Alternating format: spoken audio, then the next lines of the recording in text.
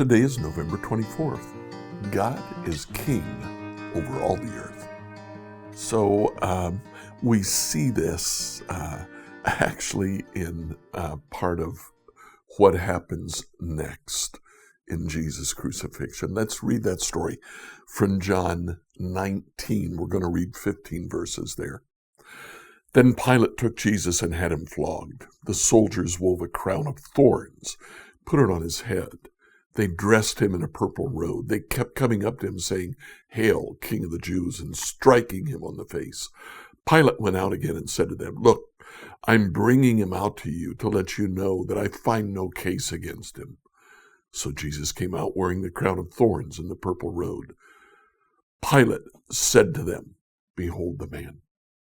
When the chief priests and the police saw him, they shouted, "Crucify him, crucify him." Pilate said to them, "Take him yourselves and crucify him. I find no case against him."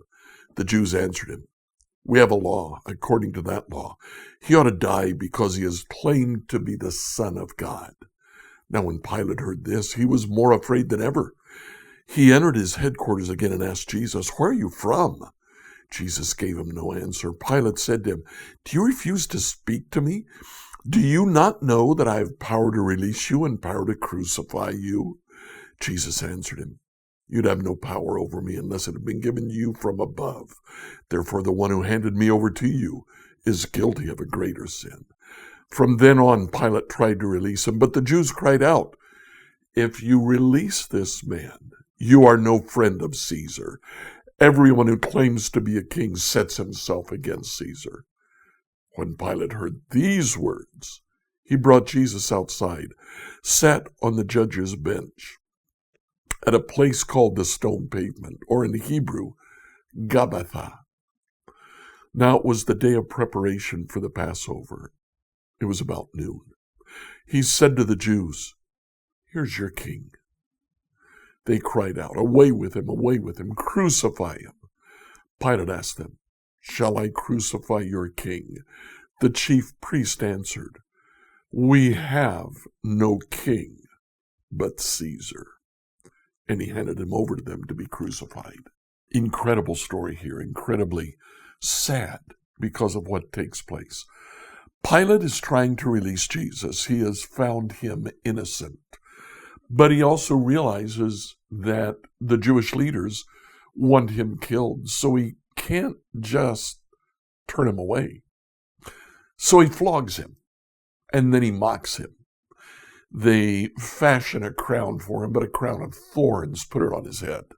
Blood's now running down his face. They dress him in a purple robe, purple being the color of royalty.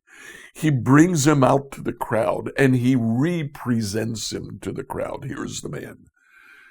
But he restates, "I find nothing guilty of death in him." Well, the crowd calls for his crucifixion. Pilate says, "You want to crucify him? You do it yourselves." Well, they can't. They don't have that authority.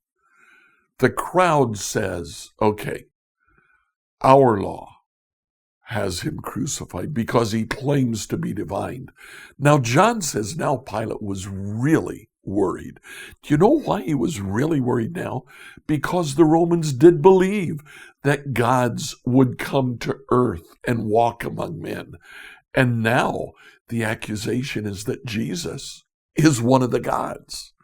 Well, Pilate calls Jesus and he asks him the strange question, "Where are you from?" He's not from Judea. He's not from Galilee. "Are you from Mount Olympus?" That's what Pilate's asking him. Jesus says, "You have no authority over me. Only the authority that's been given to you from on high." Kind of reassures Pilate. Jesus is saying here that he is mortal. So he goes back to the crowd, tries to release him, and the crowd now says, "If you release him, you are no friend of Caesar." He claims to be a king. He is pitting himself up against Caesar. Pilate says, here he is again. This is your king. Do you want me to crucify your king? And the crowd says, we have no king but Caesar. Now, this is a Jewish crowd. This is a Jewish crowd who lives saying that they believe that they are theocracy. God is their king. But standing before Pilate, out of their hatred for Jesus, they say, we have no king but Caesar. Well, in the Old Testament says repeatedly that God is the only king of Israel. Let's read Psalm 47, where the psalmist says exactly that. Psalm 47, New Revised Standard Edition. To the leader of the Kohathites, a psalm. Clap your hands, all you peoples. Shout to God with loud songs of joy. For the Lord, the Most High, is awesome, a great king over all the earth. He subdued peoples under us and nations under our feet. He chose our heritage for us, the pride of Jacob, whom he loves. God has gone up with a shout, the Lord with the sound of a trumpet. Sing praises to God, sing praises. Sing praises to our King, sing praises. For God is the King of all the earth. Sing praises with a psalm. God is King over the nations. God sits on his holy throne. The princes of the peoples gather as the people of the God of Abraham. For the shields of the earth belong to God. He is highly exalted. So there in Psalm 47, God is king of all of the earth, over every nation. Judea, Galilee, Syria, Rome. God is king of all. And the Jews stood before Pilate and said, we have no king but Caesar. How sad. So what do we do about this today? Make sure that you have made God your king.